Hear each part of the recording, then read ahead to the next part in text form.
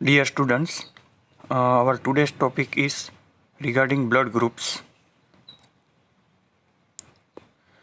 So, if we see the history, many experiments have been done in the past regarding these blood groups, and for the first time, Carl Landsteiner has discovered these blood groups. He found that the mixing the blood from two individuals, it can lead to blood clumping, and the clump blood can crack and cause toxic reactions. He has discovered that blood clumping was an immunological reaction which occurs when the receiver of a blood transfusion has antibodies against donor's RBCs. So, after his work, it was possible to determine various blood groups, and for that he was awarded the Nobel Prize in Physiology or Medicine. So, what are the different blood groups? So, actually the differences are due to presence or absence of antigens and antibodies. Antigens are located on surface of the RBCs and antibodies are located in plasma. So, according to different combinations, each person is having a different blood group. So, these antigens and antibodies depends upon what you are inherited from your parents. There are more than 20 genetically determined blood group systems known today. Out of these 20, the ABO system and RH system are most important that today we will discuss. Now, what is ABO blood group system? So, according to this system, there are 4 different type of blood groups: A, B, AB, or O. If we see the distribution, in India O group is most common, followed by B group, while AB group is least common. Now, if we see in the blood group A, there is A antigen on the surface of the RBC and B antibodies in plasma. Now, if we see blood group B, then there will be B antigen on the surface of the RBC and A antibody in plasma. In blood group AB, both the antigens are present, A and B, on the RBCs, and corresponding antibodies will be absent in the plasma. While in blood group O, there is no antigen on surface of the RBC and both the antibodies, antibody A and antibody B, are present in the plasma. Now, there is a law, Landsteiner's law. According to this law, if a particular antigen is present on the RBC membrane, then the corresponding antibody must be absent in the plasma. And similarly, if a particular antigen is absent on the RBC membrane, then corresponding antibody must be present in the plasma. Now, here in blood group systems, we are using alternate terms: agglutinogen for antigen and agglutinin for antibody. So, now see in this picture, in blood group A, antigen A is present and antibody B is present. So, according to Landsteiner's law, corresponding antibody A is absent. Similarly, in type B, antigen B is there, so antibody B is absent and antibody A is present. Then in type AB, both the antigens are there, so corresponding antibodies are absent according to Landsteiner's law. And in type O, no antigens and all the antibodies are present. And in lower figure, they have shown what is called agglutination, reaction between antigen and antibody. And it will lead to rupture of the RBCs. It is called hemolysis. So now, what are the blood types? Before that, what about the genetics? So in ABO blood group systems, there are genes, and according to their genotypes, there are 6 possible genotypes and 4 possible blood groups possible. So if the genotype is AA, or AO, then it will be type A blood group. If the genotype is BB or BO, then there will be type B blood group. If the genotype is OO, then there will be O blood group. And if the genotype is AB, then there will be AB blood group.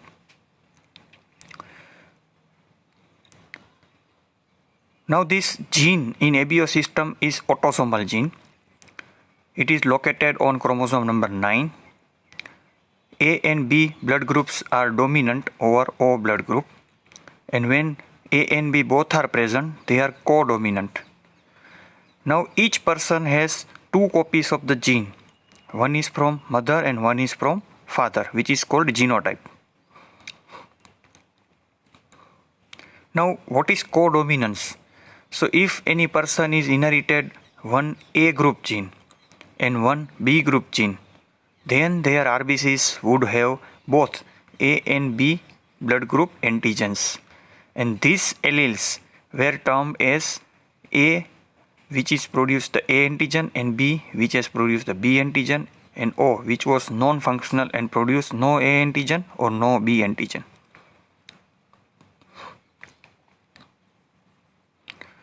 Now let us see possible blood group genotypes according to parent allele.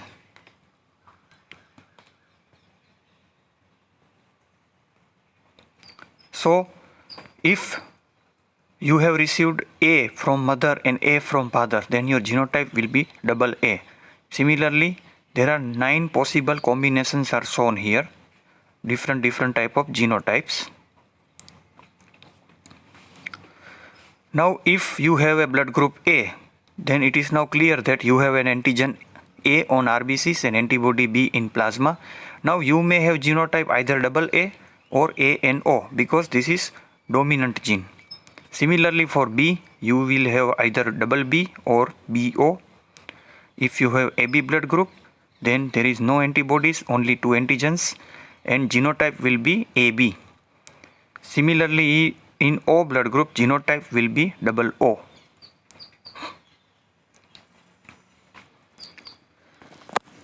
Now, for blood group system development in our body, there is a basic precursor substance. Now, this basic precursor substance, with the help of an enzyme L-fucosyl transferase, an H gene, capital H gene, will be converted into capital H substance. Now, this capital H substance is necessary for expression of ABO blood group system, that you can see in the diagram. And also in this diagram you can see the structural differences between A antigen and the B antigen. In the A antigen, the N-acetyl galactose amine is the carbohydrate, while in B antigen the D-galactose is the carbohydrate. So depending upon presence of the carbohydrate, there is a type of A antigen or B antigen, while in O antigen, in O blood group there are no antigens. But remember, capital H substance is very necessary for expression of ABO blood group system. Now, apart from surface of the RBCs, these A antigens and B antigens are also found in many other locations like saliva, seminal fluid, pancreas, amniotic fluid, kidney, liver, testes, and lungs. Now what about agglutinin or antibodies? So in ABO blood group system, as we have discussed, there are 2 types of antibodies, antibody A and antibody B. Antibody A is called alpha, antibody B is also called beta.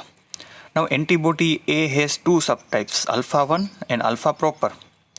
Now these antibodies are absent at the time of birth of the baby, and then they begins to produce naturally in 2 to 8 months after birth, and their maximum titer is reached at 8 years to 10 years of age.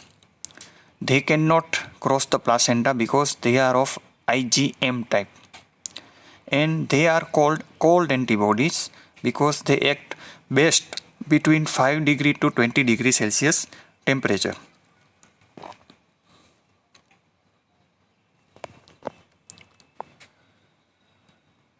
Now the another system is Rh blood group system. Now the name Rh is given because it was discussed first with rhesus monkeys. Scientists studied these monkeys to learn about some human anatomy because there are some similarities between these two species. And while studying these monkeys, a certain blood protein was found, and this protein is also present in human beings. So presence of or absence of this protein is referred as Rh factor. Now if in our blood this protein is present, we are said to be Rh positive, and if this protein is absent, then the blood is said to be Rh negative. So in this system actually there are more than 45 antigens. It was discovered in 1940 by Landsteiner and Weiner, and the gene is located here on chromosome number 1, while in ABO it was located on chromosome number 9. Now what about the genetics? So here there are 6 types of genes: capital C, capital D, capital E, small c, small d, small e.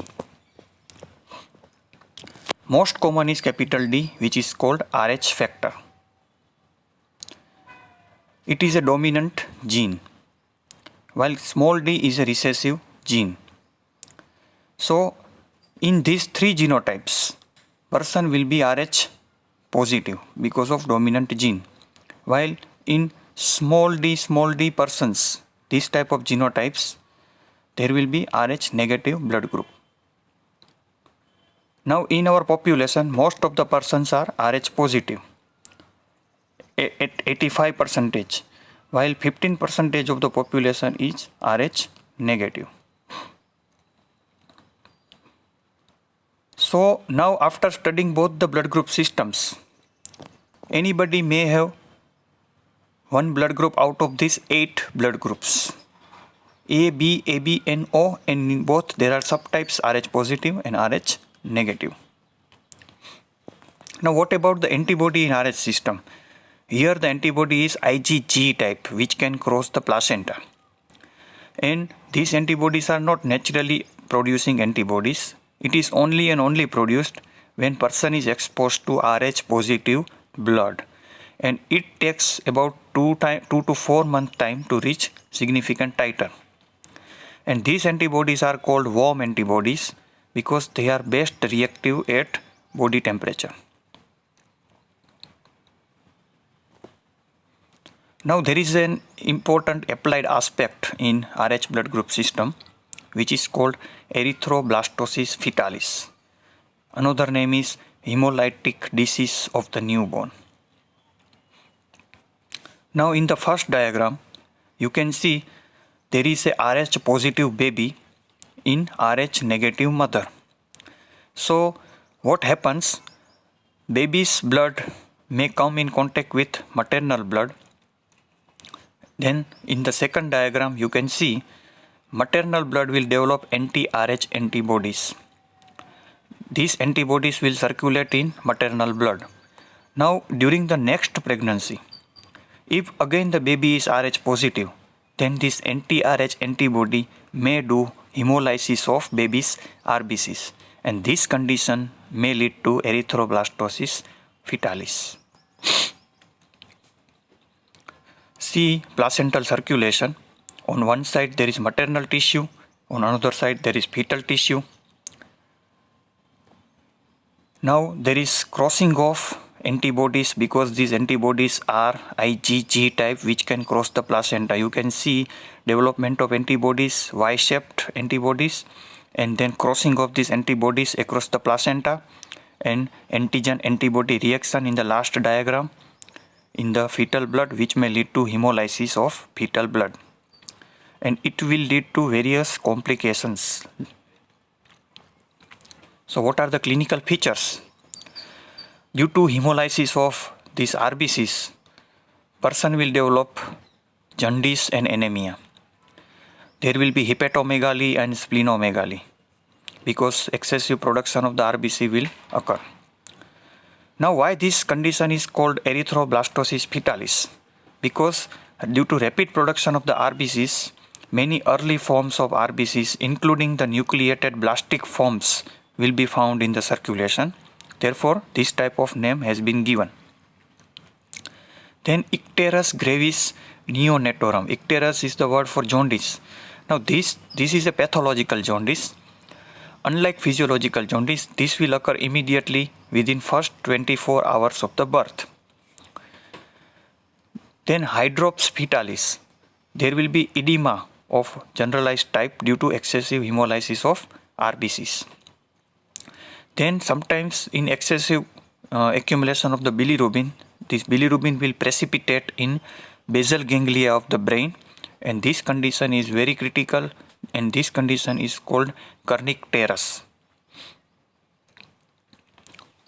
Now, treatment of this condition is exchange transfusion with Rh negative blood.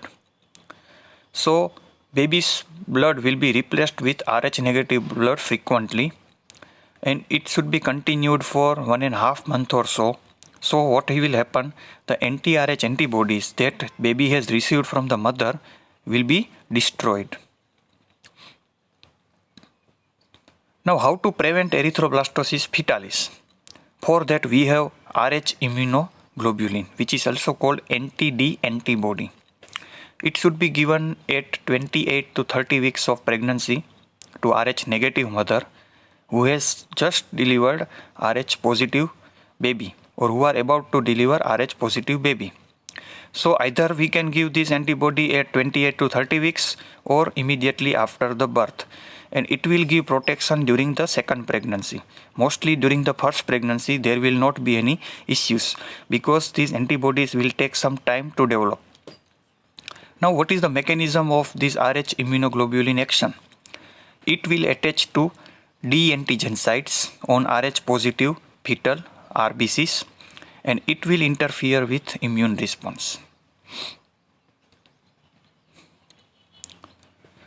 So in laboratory you will have a practical of blood groups in which you will determine what type of blood groups you will have by using anti-sera, and you will watch for agglutination. So you can see in the diagram how this agglutination will look like.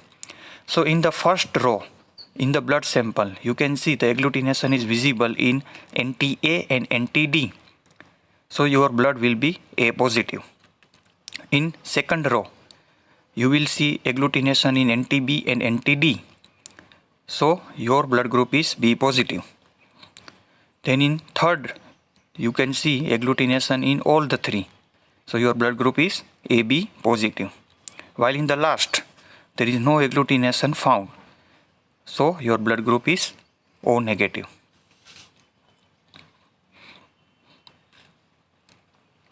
Now, what are the uses of blood grouping? Why we are going for blood grouping? What is the significance?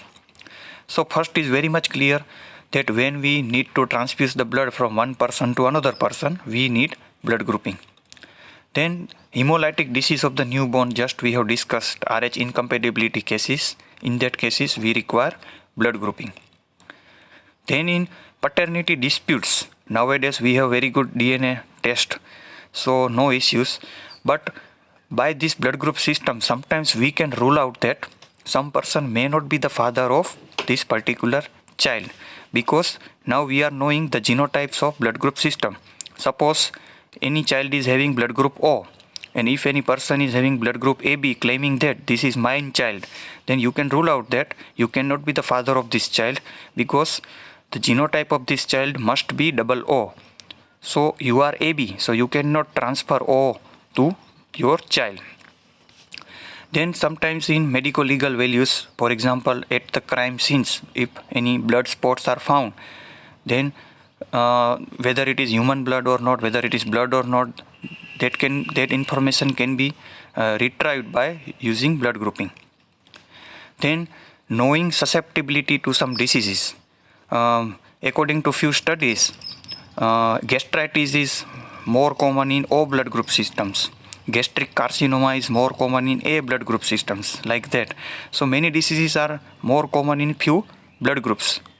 So these all are clinical applications of blood grouping. Apart from ABO blood group systems and RH blood group systems, we have another blood group systems which are not that much significant, but just see the names: MNS, then capital H, Lewis, PI, Duffy, Kidd, Kale, Lutheran, and Lee. Now these blood group systems are not doing any significant hemolytic reactions, and they are also found apart from RBC surface in some other locations of the body, and we are not strictly following these blood group systems. Then another one important blood group system that we must discuss is Bombay blood group system. It was discovered in 1952 by Bhinde and associates. Now in this system the capital H is absent.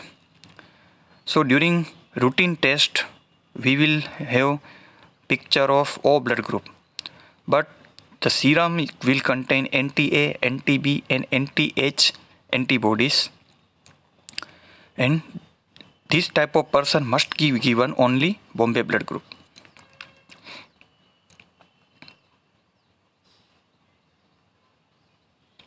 Now when we need to transfuse the blood, at that time this blood group will come into the picture.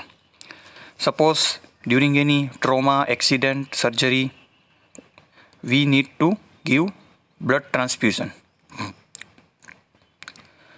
So what are the indications of blood transfusion?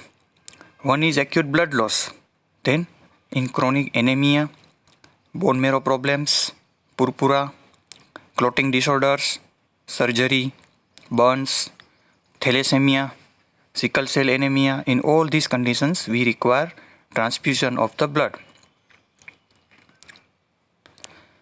So for blood transfusion we have to determine blood groups, and depending upon the type of blood groups we can decide to whom we can transfuse our blood.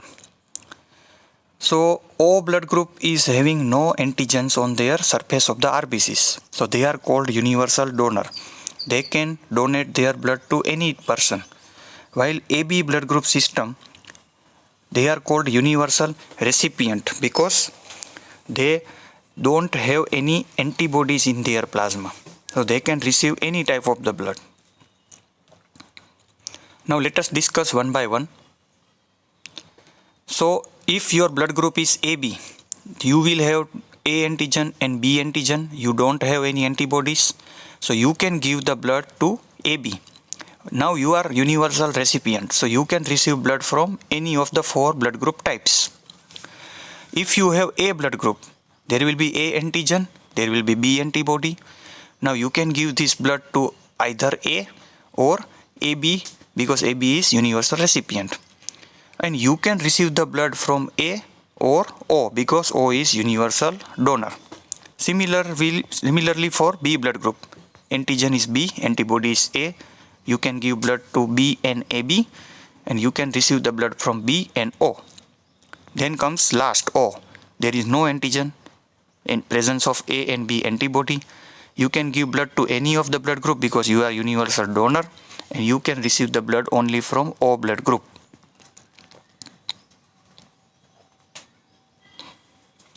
Now, how to determine appropriate donor? Who can donate the blood?